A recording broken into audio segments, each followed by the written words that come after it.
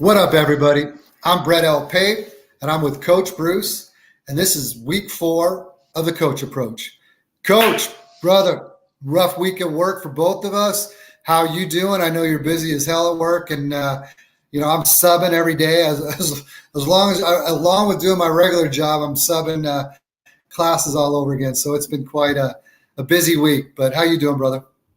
Yeah, doing fantastic. Yeah, it's been a long few days at work. We're doing a leadership summit right now, which I'm very blessed to be a part of. But it's been waking up at 4 in the morning, taking an hour drive to the resort, and then spending all day until last night we're out until 10 o'clock at night listening to a band that our company paid for. And for those of you that are older, it was Asia and Foreigner, but it was fun to go back to it was a 70s theme.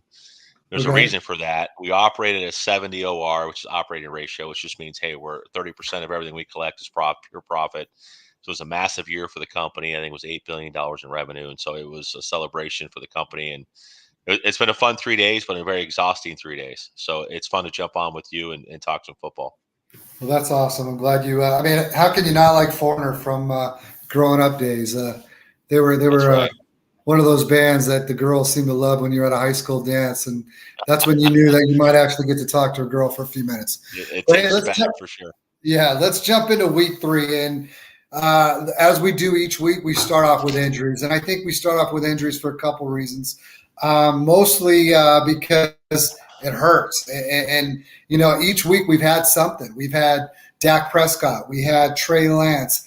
And now, if you're a running back hero type of guy, it was a tough week for those type of roster managers because you're losing David Montgomery. He may be gone. We don't know exactly, but I know this: high ankle injuries usually take a few weeks. You're losing DeAndre Swift. Something I read today said that they're not expecting him to come back until after the week 6 bye. And now you got Dalvin Cook once again struggling with a shoulder, and he's supposedly day-to-day, but they may take a precautionary route and sit him a game or two. And what that does, while that might be painful for the running back hero guys, all the teams that preach zero running back, they're into week 4 now, and they're going to be getting some big dividends from guys like Khalil Herbert, Jamal Williams, Alexander Madison.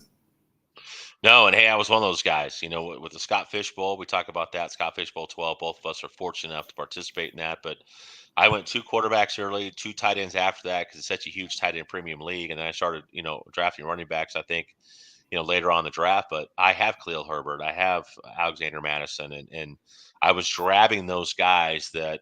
The running back position last year, if you looked at RB1s going into the season, they missed 73 games last year. It's the most often injured position in football. So there's a lot to be said for hero, or zero running back. But here's the gamble. You're gambling on the fact that the RB2s in that offense become the RB1. And there is a science to understanding what RB2s on a given team, if the RB1 goes out, are going to actually see RB1 volume in that opportunity. And there's only a few of those, and you just touched on a few of those. We've seen Khalil Herbert now. He finished, 20 carries, 157 yards, and 2 touchdowns after Montgomery ran down. And if you look at the season totals, he's the RB6 in fantasy right now with 33 carries for 240 yards and 3 touchdowns with 7.3 yards per carry. He doesn't do a lot in the passing game. He's only got 4 targets on the year with 4 receptions for 13 yards. But this is an opportunity for those zero running back guys to say, hey, this is why I draft running backs late. Now I've got Khalil Herbert. He's now going to become the RB1 potentially. Now there's rumors that Montgomery's going to try to figure out a way to play, but pay attention to the injury report. But this is an opportunity for a guy like Khalil Herbert to step up. I'll tell you what, and we're talking. Let's get a little bit into strategy because that's how we kind of started when we talked about hero running back or zero running back. And strategy-wise, for me, based off of my home leagues, which are both. I have 2 of them. I'm old. So you got to figure it's probably a 1 quarterback standard scoring league, and that's what it is. And so when we have rookie drafts every year, I don't like to reach for running backs in the first round. And what I mean by that, typically in the past, in one of my leagues, the 5th pick in the draft and the 4th pick in the draft were Algier and Dameon Pierce. I mean, you passed on guys like Garrett Wilson to take them. You passed on guys like Trayvon Burks. You passed on much better players, Chris Olave, to reach for a running back. And getting burned so many times has forced me to, if I'm going to be picking in the first round and it's not a class like the 2020 where you had guys like Swift, you had Taylor, you had CEH, you had Cam Akers. If it's not that kind of draft, I'm fine just totally fading running backs in rookie drafts. But then real late, just doing nothing but drafting them in the late rounds and getting guys like a Khalil Herbert or Jamal Williams 3 years ago. Actually, it was longer than that. But Alexander Madison, I got him in the third round of my rookie draft. There, I don't mind because if you miss, it didn't cost you not picking a guy like Garrett Wilson. Yeah, I mean, and we've seen time and time again. If you talk about Minnesota as an example, Dalvin Cook, dislocated shoulder. He's had shoulder injuries his entire career. His shoulder pops out often. And it comes down to like this week, they're saying, hey, he's going to try to go. He's going to wear the shoulder harness. And it's almost like, God, wear the shoulder harness every week just in case, right? But Alexander Madison has proven when Dalvin Cook is out, he gets RB1 volume. So I think it's a great play. Now, if you move on to the next guy with Joe Mixon, who's got an ankle injury right now, he didn't see his typical volume in week 3. They used Samaj Perine a little bit more. I was a big advocate. There was a conversation in the offseason about, is it Chris Evans or is it Samaj Perine if Joe Mixon goes out? I was an advocate for Perine. It seems like he's the RB2 in this offense. He's the guy you want to go out and pick up in deeper leagues if you think there's a chance that Mixon may not play this week or moving on, or if they're going to just simply lighten the load for him down the road. But the problem is Cincinnati's off to a 1-2 start. We'll talk about that later. You got to pick up some wins, and they've got a big game this week against Miami. And so if Mixon can go, he's an absolute play because he's going to get volume in the rushing game and in the passing game. So, yeah, yeah. Let's move on. Mac Jones. There's another injury. Now we're going to move on to quarterbacks. Mac Jones, last play of the game. You hate to see it. Another high ankle sprain injury, except for they're not trying to sugarcoat it, I guess, because from every indication, they're even talking about possibly having to put him on IR. Thoughts on what that means to the Minnesota offense and, the New England offense and any of the guys you may play on that offense? Well, I think when you talk about the Patriots, I mean, and I don't want to get into a whole lot of Matt Patricia as a defensive guy calling the offense there and what Bill Belichick's trying to do, but initial reports had him missing several weeks. You also see some conflicting reports talk about the progress he's made over the last 48 hours. This is typical Bill Belichick being cheeky and making it sound like, hey, I'm going to make the defensive I'm going to make the opponent this week scout for Brian Hoyer and Mac Jones. And I think what's funny, being an offensive coordinator in the past is I don't think any defense is saying if Mac Jones is playing, that completely changes the defense we're going to run this Right. week versus Brian Hoyer. That's not happening. So to play the game means nothing because whether you're a Mac Jones truther or not, we can talk about, him fitting the mold of a Bill Belichick type quarterback, not mobile pocket passer, make smart decisions, high football IQ. We can talk about it all we want. But the reality is Brian Hoyer, he gets an opportunity to start. That offense is not going to change a whole lot. They're going to try to establish the run with their running backs and Ramondre Stevenson and Damian Harris and, what they want to do there. So it doesn't change anything. So it's just Bill Belichick being Bill Belichick. I don't think it's – look, the Patriots are not a very good football team. I mean, Right. let's call it what it is. They're just not a great football team right now. And I don't think that Bill Belichick playing the game really means a whole lot to their opponent this week. They're going to game plan regardless of who the quarterback is the same way. This isn't Patrick Mahomes, right? And then all of a sudden he's Right. out. We're going to go to the backup. This isn't Josh Allen's out. We're going to go to the backup. This is not what that is. So This is Mac just get Jones, a kick who out of it. hasn't been able to do much with what he's got, anyways, and Hoyer's not much different. Tua Tagovailoa, they're talking about his, the back and God, that's a tough name to pronounce right off the bat. Tua Tagovailoa. Yeah, there you go. There you go. Back and ankle, but they expect him to play. Another one, this is a big one because he's just great kid out of the University of Oklahoma. Sterling Shepard going down. He's really been their only playmaker this year on the receivers, as far as the receivers for the Giants, and that's a tough loss for them. Yeah, so we'll touch on both of those. I think with Tua Tagovailoa, it's a short week this week. It's a Thursday night game against the Bengals. It's more of a must-win for the Bengals. My thing on this is, if you're Mike McDaniel, hey, look, we want to win every game. We want to go 17-0, but If Tua Tagovailoa is not right, let's not risk him being out 2, 3, 4 games. Let's see what he's like this week, what happens. Teddy Bridgewater's at least a serviceable backup. We'll get into that game later on. But as far as Sterling Shepard goes, it's extremely frustrating because this is a guy I think that had an opportunity to be the wide receiver one in that offense. And, now you're left with Richie James, right?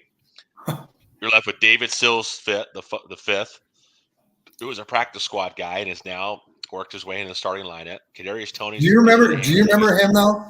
Do you remember how big of a deal he was in 8th grade, getting a full ride Yeah, scholarship offer from?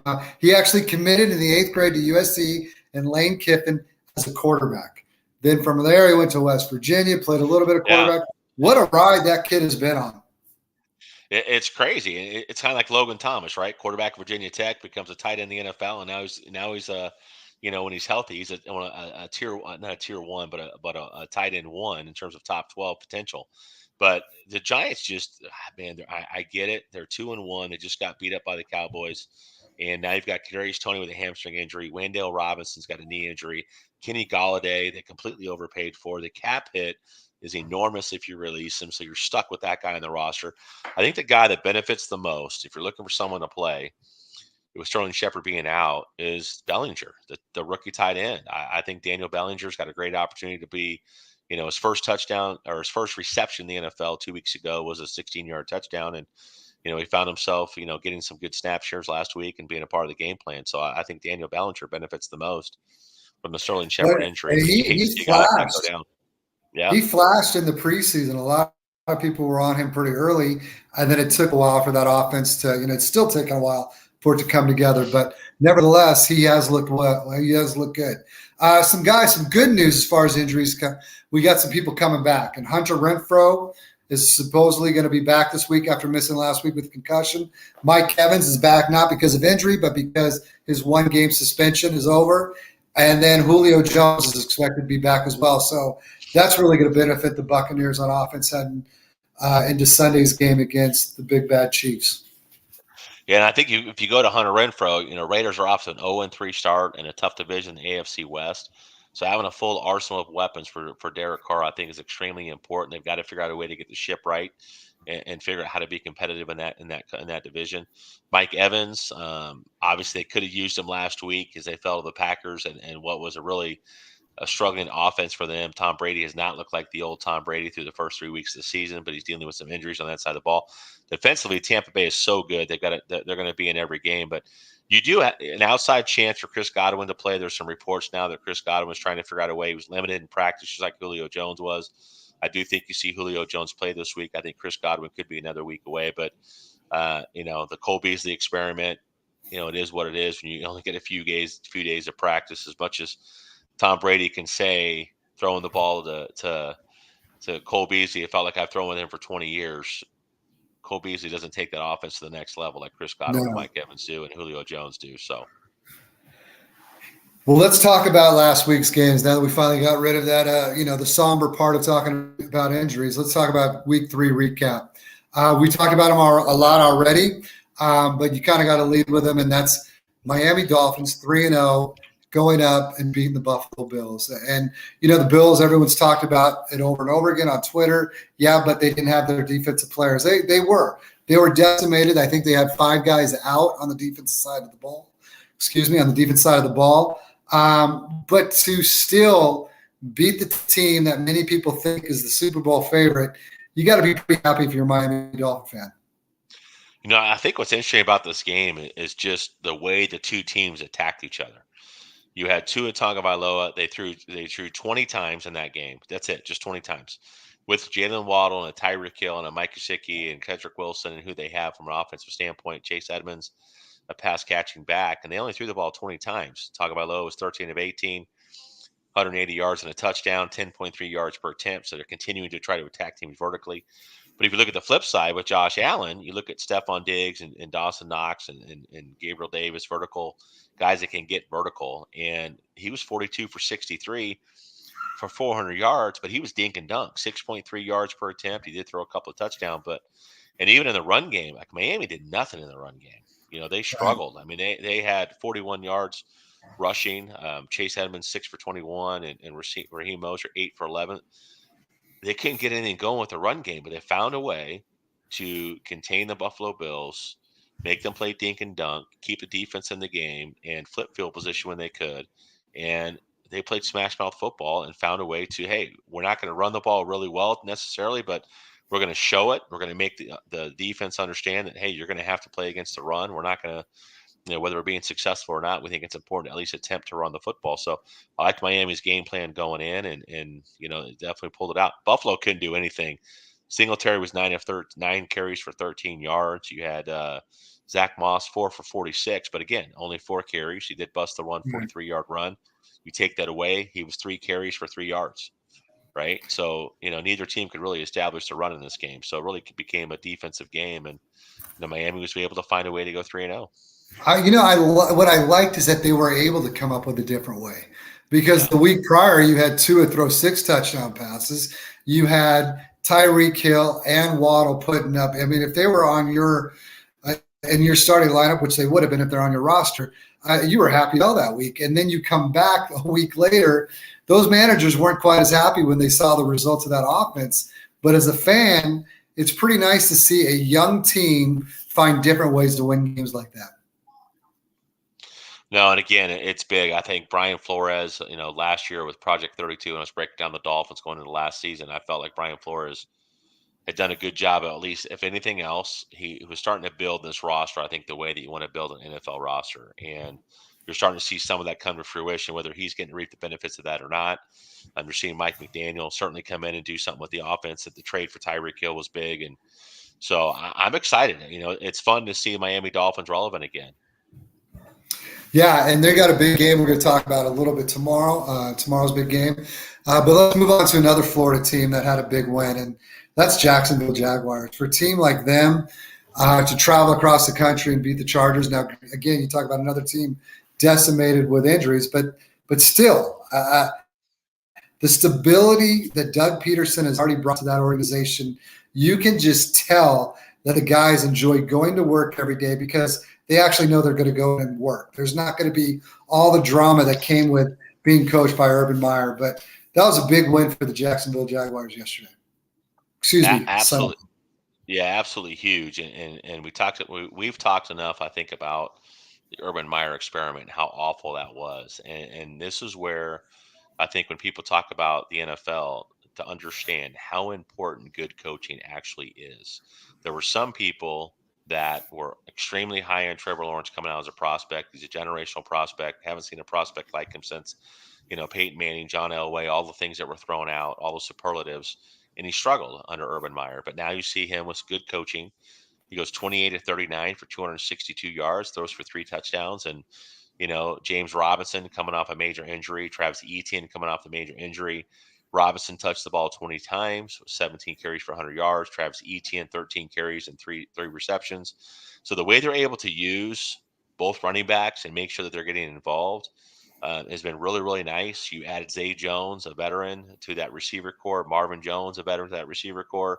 And what you've gotten in Christian Kirk, I think you've seen, a real good evolution of what they're doing offensively. I think what's a little bit surprising is not using Evan Ingram. I thought Evan Ingram would have a chance to step up, in this offense in Jacksonville with Doug Peterson, who used tight ends quite a bit when they had Zach Ertz and Dallas Goedert in Philadelphia when Carson Wentz was having a great, 2017, early 2018. But yeah, Jacksonville's it's a fun team to watch. I mean, I'm excited for what they're building there too. It's another roster. I think they're still missing a few pieces. I think Josh Allen on the defense as a DN is paying off dividends, and what they've done there and trying to build that defense up. So it's an exciting time in the NFL for sure to see these teams that typically are not relevant all of a sudden become relevant. Jacksonville fits in that same category as Miami did a couple years ago.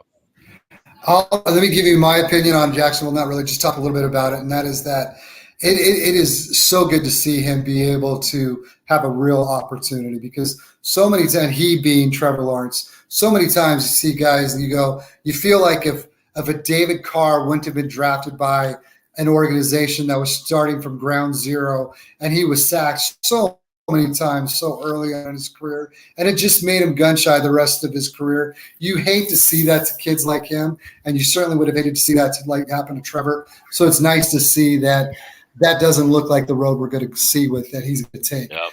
Alex, here we go. We got a question.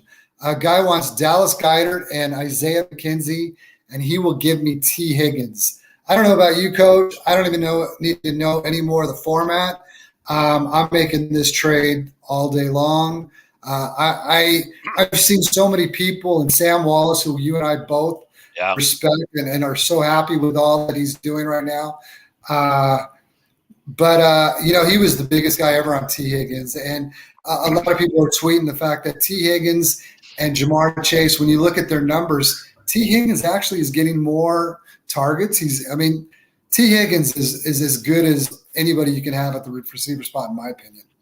No, I'm with you. And hey, we don't know what the scoring system is, and we don't know if it's PPR, we don't know if it's tight end premium, but just on the surface level, if you ask me, Dallas Goedert, Isaiah McKenzie for T. Higgins, it's a T. Higgins hands down for me as well. Now, again, if it's tight end premium, depending on what your roster looks like, who you have the tight end position, what you're giving up, who's going to replace Dallas Goedert at the tight end position, I'm assuming that it's not, but I would absolutely smash and take T. Higgins on that all day long. What about this next one, Coach? And, if you guys could help us out, tell us these are super flex, one quarterback leagues. Really helpful. But we've got a Russell Wilson and Michael Carter to get Tua. Sounds like he would be giving up Tua to get. No, it's the other way around. Doesn't matter. Tua, or do you want Russell and or Michael Carter? Yeah. I mean, the issue here is, look, there's a lot of people when you talk about Nathaniel Hackett. I think there was, and I'm going to get a little deep dive into coach speak here, but you look at Russell Wilson and what he likes to do as a quarterback. He likes to attack teams vertically outside the numbers. He could do that with DK Metcalf. You could do that with Tyler Lockett in Seattle. It was all about, hey, should we let Russ cook? Should we not? You look at Nathaniel Hackett. He likes to attack teams in the intermediate, middle parts of the field, which is not something Russell Wilson necessarily does well. So it's a little bit of conflict of interest between Nathaniel Hackett's system and what Russell Wilson thinks he does well. I'm not impressed with Russell Wilson at this point in the season through 3 weeks with a Cortland Sutton, with a Jerry Jeudy, with an Albert O, with the running back stable they have. I like to see them do a little bit more play action. I like to see them establish their own a little bit more. So I look at this at the surface level. Breece Hall out-touched Michael Carter last week. You're now starting to see the transition between Breece Hall, I think, be the guy we all think Breece Hall could be as a generational prospect, athletic profile, what he did at Iowa State in that offense. I think we're starting to see that come to fruition.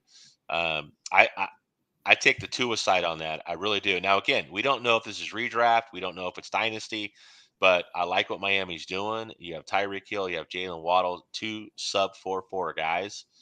You have a Mike Gesicki that work the middle of the field. I'm taking Tua, and I'm not even thinking twice about it. And I'm moving on. I'm right there with you, and I had to think about it for a second only because the Michael Carter aspect, but then you bring up the fact that Breece is quickly becoming the guy there, and some people were concerned because it's taken a little bit longer than, which I think is ridiculous because the level of patience NFL fans and fantasy managers now have for rookies, there is no patience when it comes to them. We got to give them an opportunity to develop a little bit. But just look at the two offenses. You got one offense that has struggled mightily, and you've got another offense that seems to know exactly how to get the ball up and down the field. It seemed like the only time Russell Wilson, and goes back to his Seattle days, there were so many times being a Seattle Seahawk fan, you would go, why don't they just get in 2-minute offense all the time? Because that seems to be the only time Russell Wilson could cook. And the same thing happened late in the game last week against the 49ers. He had that one big drive, but aside from that, he had more 3 and outs than I have ex-wife. So it was rough, and it's not fun to watch. And that's Tua all day for me as well. And I think if you look at Denver taking a deeper dive into what they're trying to do with that organization, what you gave up to get Russ Wilson. If Russell Wilson doesn't work out, you set yourself back a few years. You're stuck in that contract for the next few years. Yeah, they just re-upped it not too long ago either. Yeah. And let's move on to we got 2 more things we want to talk about week 3. Just, maybe fantasy-wise doesn't matter too much, but to me, just seeing the Colts beat Kansas City after the performance they had the week before, that was an ugly game by the Chiefs. Yeah, not a great game. Patrick Mahomes, 20 of 35, 260 yards, a touchdown, 3 interception. Matt Ryan wasn't necessarily pretty either, but the completion percentage was good. As the average, yards per attempt was only 6 yards. But what I think was the difference here is Arthur Smith finally figuring out, how do I use Kyle Pitts, and how do I use, if you use him in an AJ Brown type look, if you look at what Arthur Smith did in Tennessee, you've got to be able to create mismatches and take Kyle Pitts and take that talent as a 6'6" guy that runs a sub 4.5, and use him. And they finally did that with Drake London and Kyle Pitts. It was nice to see that combination. Can I interrupt you real quick? Yeah, of course. We were talking about the Colts and the Chiefs. Oh, I'm on to another game. Yeah. I think, why? Because I saw Matt Ryan's name. Jesus. Yeah, there you go. I think with the Colts, again, you have a situation where it was a tough game from the standpoint of 27 carries for 82 yards. I mean, it was tough. They tried to establish the run. Didn't have a lot of luck doing that. Patrick Mahomes, in that offense did not look great this week. There was if you guys saw a little video of Eric Bieniemy and Patrick Mahomes getting into it, walking off at halftime. Yeah. And that's always, to me, I love to see it as a coach. Give me a player that's passionate about what he's doing. It's not afraid to speak up and say, hey, this is what I'm seeing. I don't like what we're calling. Let's figure out a way to make some adjustments. I think it was a must-win game for the Colts. There was a lot of, I think, with Matt Ryan being brought in to replace Carson Wentz there, that felt like, hey, we've got a guy now that I think, the 6 inches between the ears, the guy's been through it. We felt like it puts the Colts in a better situation long term. So it was a must-win game for the Colts. I mean, that's the reality. I mean, they had to come away with a win this week. They were able to find a way to do it. They grinded it out, and now we see what happens moving forward. It's so funny because this is a segue to our next topic as far as last week's games. And AFC West, going into this year, everybody was talking about how great the AFC West is going to be. Well, we just talked about two teams that lost games no one thought they would, and now the Raiders are 0-3. So there were 3 teams in the division that lost last week, and the only one getting a win was Russell Wilson and the Denver Broncos. Raiders being 0-3, man. What are we doing there? It's tough. I mean, I get it. Hunter Renfrow was out, but you've got Darren Waller and you've got Devontae Adams, you've got Josh Jacobs. It's not like the cupboard's empty, right? There's enough there offensively, especially against a team like Tennessee, to at least be able to move the football, be competitive. And, Derek Carr, look, 26 of 44, 300 yards, 2 touchdowns. His average yards per attempt was about 7, which was about midline in terms of what the NFL average is. It's a struggle. Like, you watch them play and you look at what they've done defensively. It's hard. It really is hard for me to watch the Raiders play and feel like Hunter Renfrow doesn't make that, as good as Hunter Renfrow is, and as good as I think he is when those 3 are on the field at the same time. It's frustrating to watch what they're doing. Like, you're just not productive. I mean, Josh Jacobs, I know, has been battling some injuries. He's 13 for 66. He's averaging 5 yards a carry, but he only gets the 13 touches. Brandon Bolden goes for 3 for 17. That's another 5.7 yards per carry. And they're not enforcing their will in terms of the run game. It's like they're trying to go away from it and figure out a way to use Derek Carr and Devontae Adams and Darren Waller. But take what the defense has given you. Every quarterback at the NFL has a check. You have a run play and a pass play. You read the box and you make your call, and we live and die by making the right call. And it just seems like the Raiders are trying to figure it out. And look, here's the big thing. The last time Josh McDaniels left, he became a head coach of the Denver Broncos. It was a struggle, right? It goes back to New England. Now he's going to get another opportunity with a guy that's been an all-pro quarterback, Devontae Adams, who's been a wide receiver 1 in the NFL, one of the best fantasy relevant receivers in the last 5 years. You've got a Hunter Renfrow who busted out last year. You have a Darren Waller who's been a tight end 1. There's no excuses. And it's another guy on the Bill Belichick coaching tree that's not finding success as a head coach. Matt Patricia is another one that went on with the Lions, and now he's back and he's an offensive coordinator in New England. So you really wonder, what it is in the special sauce in New England. These guys are considered great offensive coordinators, great defensive corners, and they go on and get head coaching jobs, and they just can't get it done. Yeah, you got to think that how bad the Colts went through that whole situation, McDaniels, and now you're looking at what the Raiders are going through. The Raiders might be having to restart all over again, and this is a team that many people thought we're going to be competing for a deep run in the AFC playoffs.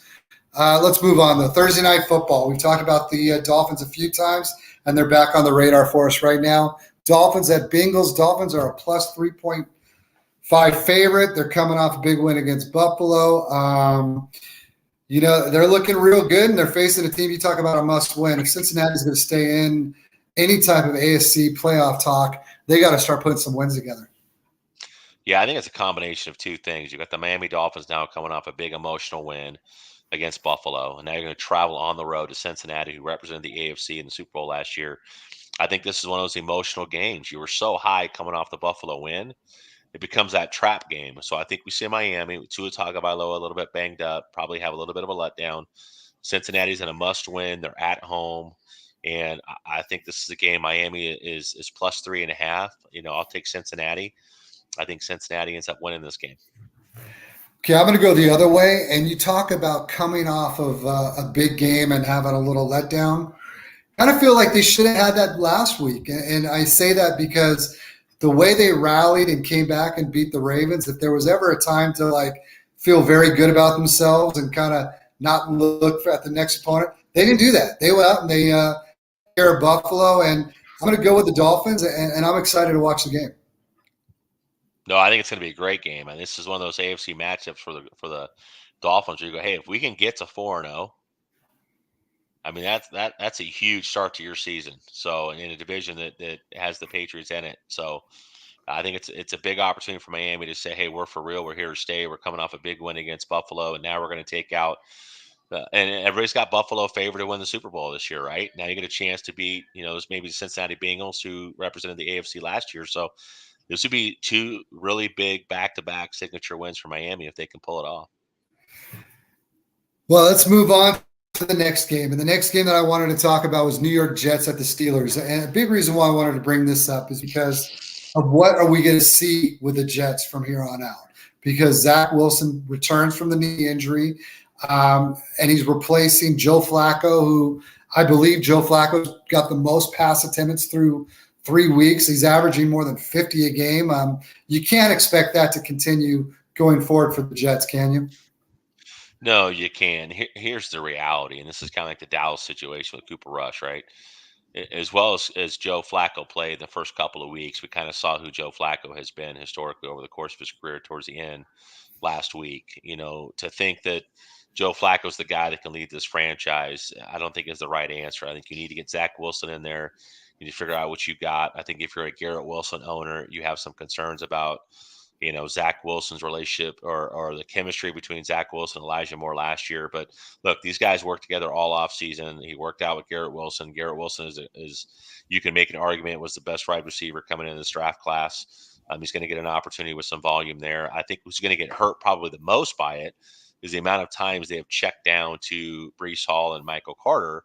I think you'll see Zach Wilson be a little bit more with the play action, his ability with the legs, get him outside the pocket. I think it's the running backs that probably get hurt the most in terms of target share. But I'm excited to see what the Jets offense looks like with Zach Wilson against Pittsburgh. And there's no TJ Watt, but it's still a defense that has is very well coached and still has some playmakers on that side of the ball. So it's going to be a good matchup this week. And, we'll see how it plays out. Well, we're talking about quarterbacks, so let's go ahead and talk about quarterbacks real quick for the Steelers. If you were on Twitter during that game last week, all you heard about is, come on, end the Mitch Trubisky era already. Let's see what we have in Kenny Pickett. Chances we see Kenny Pickett all tomorrow night, Coach? No, and look, I think it's a catch-22, right? Like I feel like Mike Tomlin has never had a losing season in the NFL, right? This team, even with TJ Watt out for a little bit, there's a lot of pride. There's a lot of blue-collar mentality in Pittsburgh. As much as we can say that Kenny Pickett's the guy, this wasn't a number one overall pick. This was a guy that was the first quarterback off the board and what we consider to be a weak quarterback class. It doesn't compare to what we're going to see next year and what we saw the last couple of years. So I think be careful what you wish for a little bit. As much as you want to see, and there's some debates on Twitter and people saying, hey, why not see what you have? And I think if there's a coach out there that you trust and you respect more to understand what's going on that we don't get to see in that locker room from a mentality perspective and the film study, if Mike Tomlin doesn't feel that Kenny Pickett's ready, then he's probably not ready.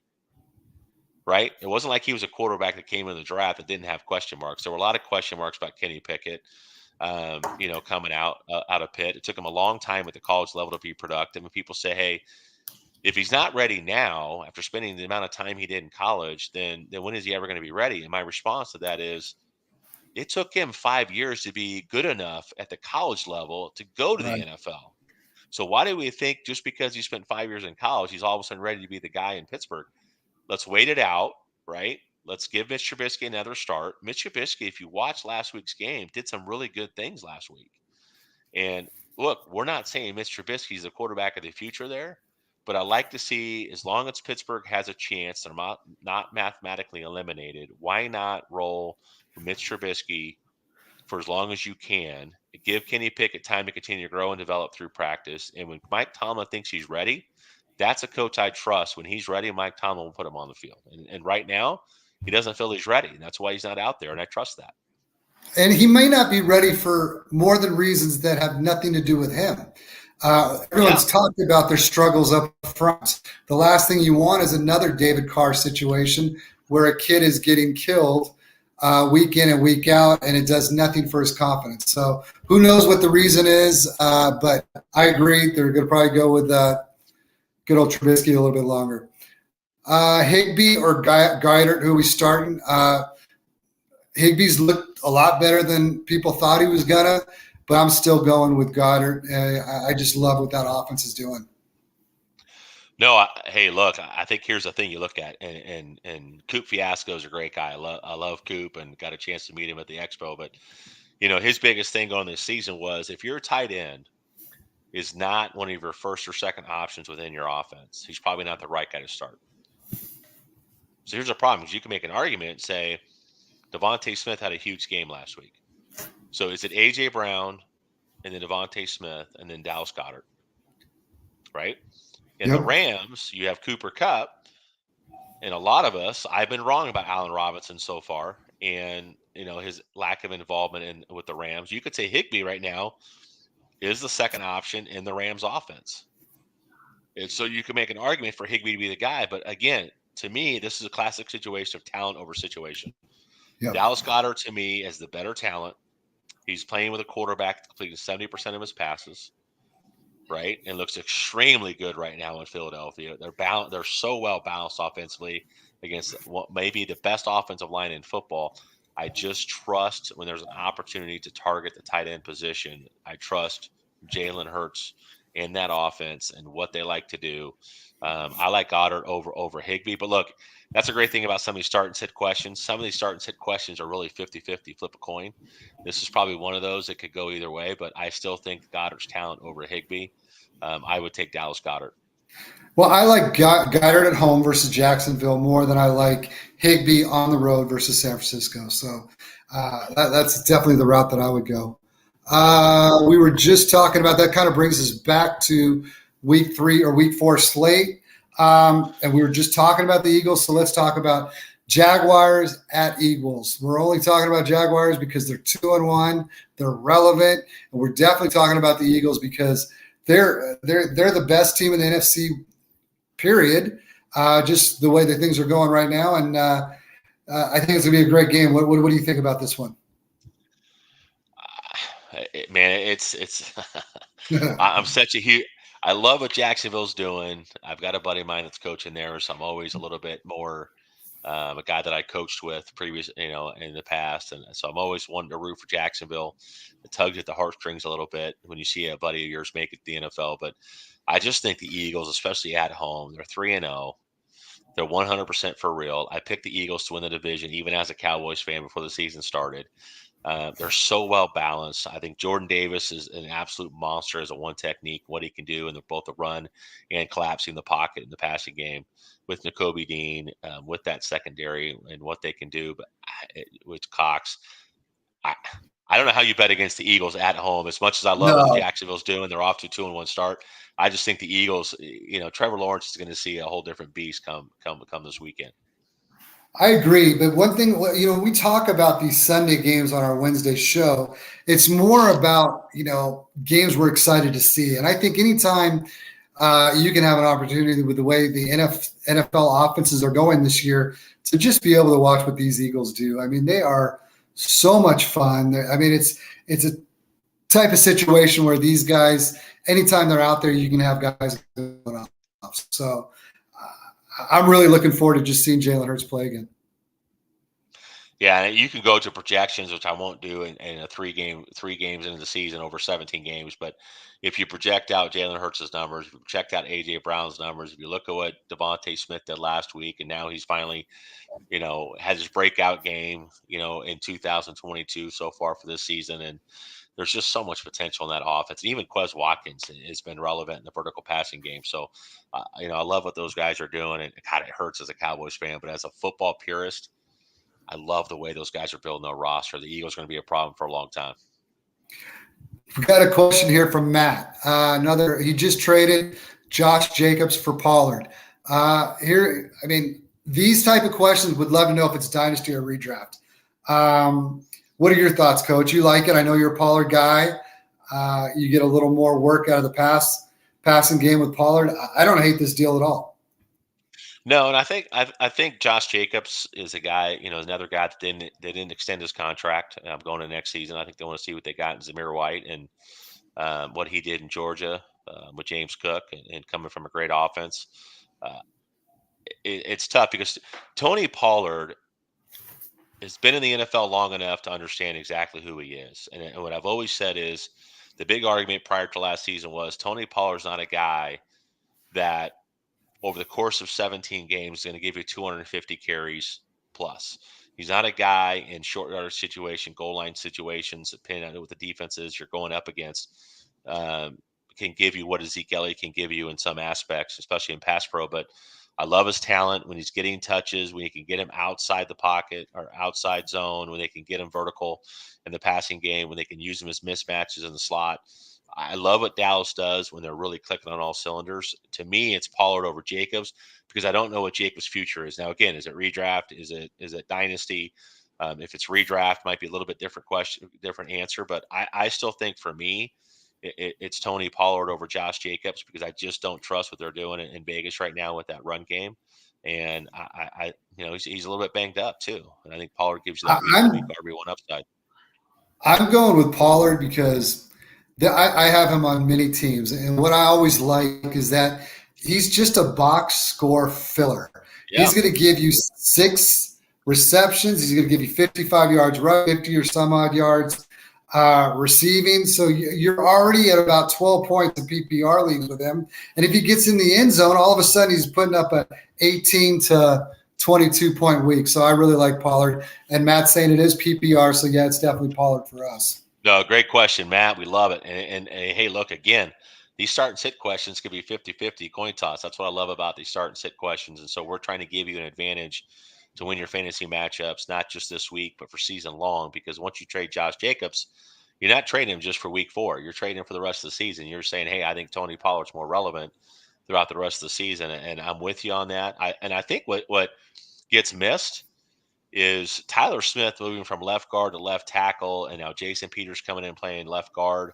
Tyler Biotish has moved up a little bit, right guard Zach Martin, and what they're doing with Terrence Steele.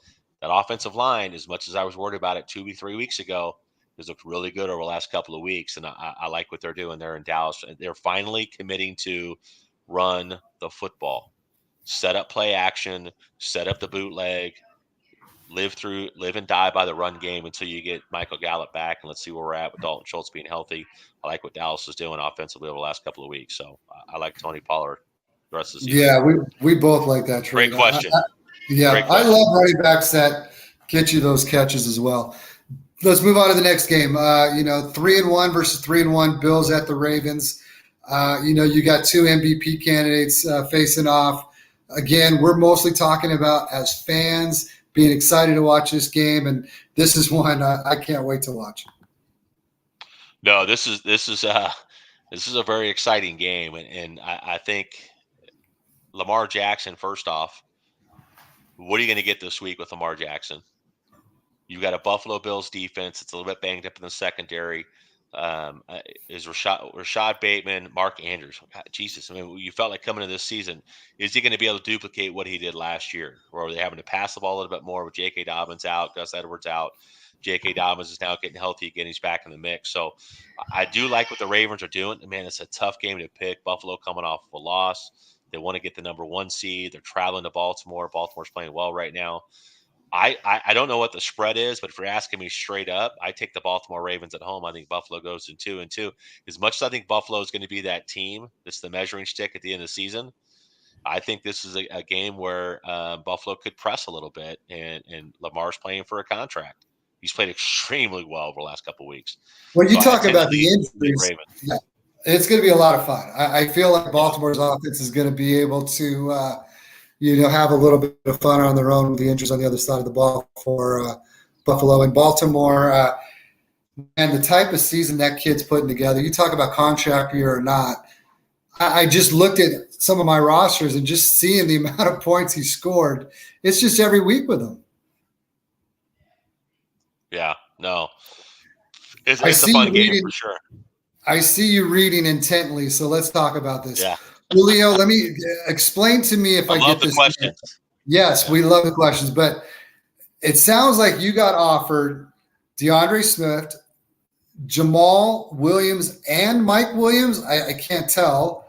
And Chris Godwin, and you're giving up Eckler, Kirk, and Gallup. If we got that right, I'm taking Swift, Williams, and Godwin.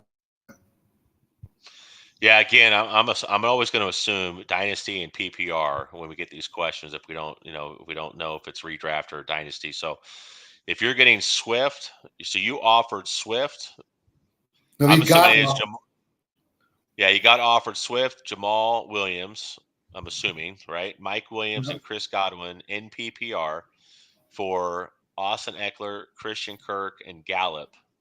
Would you do it? This So sounds to Eckler, me, this sounds to me like it's redraft. And I say that because if someone's trying to get off a Swift and redraft, throwing in Jamal to get someone like Eckler sounds like something that would make more sense. This can't be dynasty. no, 100%. I was thinking the same thing you were. I was going that same path because you're giving up both running backs in the Detroit backfield. You're basically saying, hey, I'm going to give you the main guy and I'm going to give you the handcuff, along with Mike Williams and Godwin, who is still trying to fight back from originally a knee injury, now a hamstring. So it is Eckler, redraft. Christian Kirk. Yeah. So if you look at it from a redraft perspective, um, I'm not giving up. First of all, regardless of who starts in Detroit, if Swift is out, Jamal Williams becomes an RB1 with or a guy that's got RB2. I think is his floor with potential RB1 upside. He'll see the volume. He's always been the guy that gets the goal line carries inside the 5. Mike Williams in a passing offense. Keenan Allen's been a little bit banged up. Chris Godwin, when he comes back, I think is a PPR monster. So I certainly would lean that side. Eckler's getting up there in the terms of the age apex for running backs. Herbert's a little bit banged up. Christian Kirk, I think, has exceeded expectations. Gallup, Haley's coming off an ACL, hasn't played yet this year. Let's see what we got. I hope that Dallas continues to run the same offense when Dak is back, where they establish the run and use that to establish play action. So I'll take the 4 for 3 on this one and go with Swift, Jamal, regardless of who's playing in that backfield. That's the way that I would lean, especially in redraft. Well, Godwin's going to Jamal's be already. huge in the playoff run. Yeah, I like that deal for you. All right, last one. Chiefs at Bucks. Both coming off of big losses, so both don't want to lose 2 games in a row. Really looking forward to the Sunday night matchup. With Chiefs and Bucks, yeah, it's it's a tough one because I think right now with Tampa Bay, first of all, you can say, hey, never count out Tom Brady. I think the tough part, if you look at their matchup against Green Bay, they're running Scotty Miller out there. You're running Cole Beasley out there. I mean, your Russell Gage is out there. It's the mini mites, it's the minions. In terms of receiver core and what they were trying to throw out there. And this week, you get Mike Evans back. I think that's big.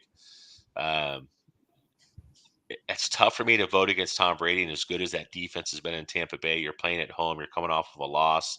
If you look at historically what Tom Brady has done coming off of a loss, he's been extremely good. So I would certainly lean Tampa Bay in this matchup. I don't think Kansas City is quite there yet in terms of where they're going to be in terms of midseason form or or late in the season offensively. Sky Moore struggling to establish himself in that offense. Juju Smith is off to a slow start. Now that we've gone 3 games in, I don't think we're seeing what we thought we would see from Juju Smith in that offense. Kelsey came out publicly and acknowledged he didn't come through in the clutch last week, but he's always a gamer. So I lean Tampa Bay this week because I think defense overrides what Kansas City's trying to do offensively this week. I just would like to see, Tom Brady lose another one because I'm kind of that ship has sailed for me. He's got a XM radio show every Monday at 4:30. As soon as he comes on, I got to turn him off.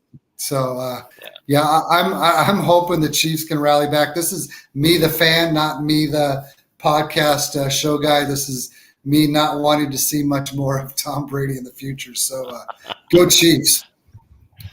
We can certainly understand that.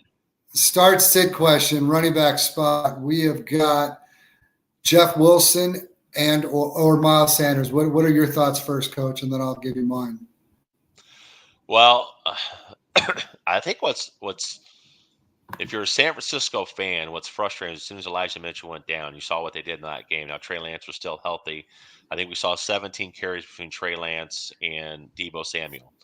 They weren't quite ready to trust Jeff Wilson. Now you've had Jeff Wilson. To me, watching the San Francisco offense, had a couple decent weeks back to back.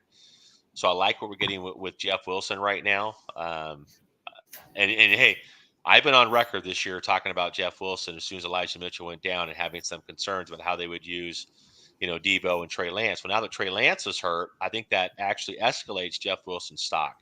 So, and I think in Philadelphia, I think you still have a situation as good as I think Miles Sanders has been. It's a 3-headed monster in Philadelphia right now. You've got him, you got Kenny Gainwell, you got Boston Scott. So I'm going to lean for this week with Jeff Wilson based off what I think he's going to get in terms of true volume. I'm right there with you. And you talk about Jeff Wilson was a guy that you did talk about early. And I talked about a guy named Jordan Mason. I thought this was going to be a week in which we would see more from Jordan Mason. He had 1 carry for, I think, 7 yards.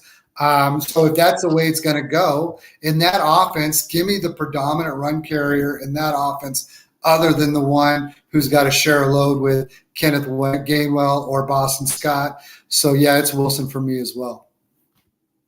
Great question, Matt. Love it. Well, Coach, we went through our script. We got some questions. Anything else we should discuss? What else you got on the plate? I think what's going to be fun about this week, and of course we love the start and sit questions. I could answer those questions all day long, and we love it when we get feedback from people that are listening in. But I think right now people have to understand is, and let me go through something because I want to get your take on it. For those of you that are tuning in, and if you want to pop in and give your comments on this, I would love it. But there was a great debate on Twitter this week about Kyle Pitts, and this has happened now 2 weeks in a row. So 2 weeks ago was are you holding him?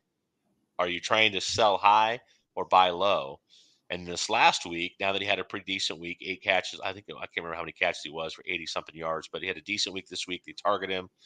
And I kind of hit on that a little bit earlier when I saw Matt Ryan's name. I thought Atlanta Falcons started breaking down that game. But I think now that's kind of what we're looking at is what are we going to see from Kyle Pitts moving forward? Has Arthur Smith finally figured out, can I use Kyle Pitts in A.J. Brown type role as a 6'6 guy, sub 4'5"? Can I use his length and his ability with run after the catch and create mismatches by moving him around on the field? What's your take on Kyle Pitts moving forward? What are you doing with him? Well, I tried to acquire him last week. I offered I've got 3 first-round picks in my home league. I offered the 2 later ones because why not? And then I offered, and that was turned down. So then I offered those 2 same picks and a 24 first. So that's 3 ones I offered for him, and I was denied all 3. So I'm not going to try to acquire him anymore. So it doesn't look like the buy low really happened. It might have in other leagues, but I wouldn't be looking to trade him if I had him. First, you've invested so much to get him. You're not going to, and not only that, you kind of want to, talk about panic selling. They don't have their quarterback of the future yet, and if they do, he's on the bench. He's not playing, and that might be Desmond Ritter. At some point, we might find that out. But hell no, am I selling? I'm not trading that guy if I had him, and I'm not going to make any more offers if 3-1s isn't enough. And I always go No, into. Go ahead. I'm sorry.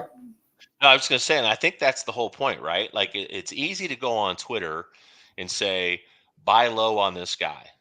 And I think what people that are starting out in fantasy or been playing for a while don't understand is each league creates its own market for each player. And if there's a lot of people that you're playing with you've met through Twitter, we're all following a lot of the same analysts. We're all following a lot of the same articles. We're all following a lot of the same websites, the fantasy sites.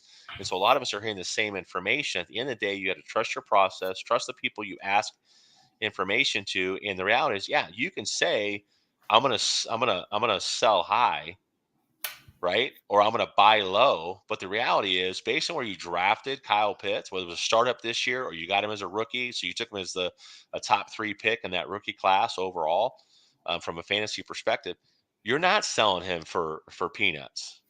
Like, No, so the guys that want to buy him low, not a chance I'm selling him for low. If no. anything, I'm riding the wave and I'm saying, hey, the talent's too good. He's a can't miss. It's like we forget he had 68 grabs for over 1,000 yards as a rookie in a Right. And position you that know normally what? does not have a good rookie year. Crazy to I me. I'd rather be wrong and Yeah, have him on my team than be wrong and he's blowing up on someone else's team. absolutely. And so let's take a quick look at this question before we call it a show. Will Jimmy G break plus 15 points full PPR? Here's my quick thoughts on Garoppolo. I do think his limited preseason participation with the team, I do think that he had 1 week of getting real reps. I don't think he could play any worse than he did last week. So I don't think 15 points is too much to expect or hope for. But they do have a tough matchup with the Rams. Yeah, I think this game comes down to with San Francisco is I'm starting to fall a little bit further back on Kyle Shanahan. Much as I loved him as an offensive coordinator, watching what he's done this season, as I start to really wonder if he's understood how to make in-game adjustments. Um, And you got to use George Kittle. He's back. He's healthy. He took an extra couple weeks off to make sure he was 100% go.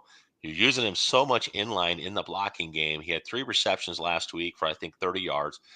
That's a talent. That's a guy that can get the ball with yards after catch, create opportunities for Debo Samuel in the passing game, create opportunities for Brandon Ayuk in the intermediate to vertical aspects of your game plan. I think Jimmy G can go for plus 15. I do agree it's a tough matchup, but you're asking me for over under. I think Jimmy G can be the over this week. I do too. He's got here. So now here we go. He's got 3 options or 2 options. He could either start Jimmy G or Trevor Lawrence. So if you're looking at those two, what does that end up being? He's got Kittle too. And so he's basically wanting to have the stack. You want the stack or do you want Trevor Lawrence? Man, well, again, it's going to go back to what I just said. That's the frustrating part about San Francisco and Shanahan right now. I've got a top 3 tight end in terms of what he can do when he's involved in route participation and when he gets the ball in his hands after the catch. If you're going to tell me that the game plan going in this week is say, hey, we've got to figure out a way to get George Kittle the ball with tight end screens, using him to soften up zone coverage, then yeah, I love the stack.